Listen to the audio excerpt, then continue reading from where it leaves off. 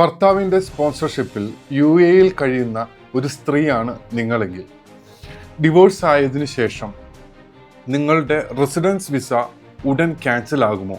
ഭർത്താവിൽ നിന്ന് ഡിവോഴ്സായ ചില സാഹചര്യങ്ങൾ UAE നിയമപ്രകാരം ഒരു വർഷത്തേക്ക് റെസിഡൻസ് എക്സ്റ്റൻഷൻ ലഭിക്കാനുള്ള സാധ്യതയുണ്ട്.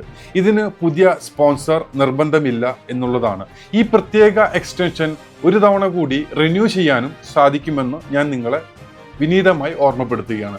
അതുകൊണ്ട് ഡിവോഴ്സായ ഉടൻ തന്നെ UAE വിടണം എന്ന് കരുതരുത്.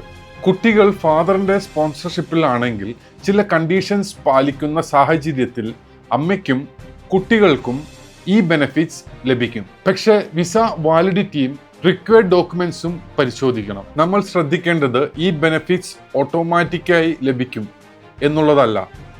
ഡിവോഴ്സ് ലീഗലി ഡോക്യുമെന്റഡ് ആയിരിക്കണം.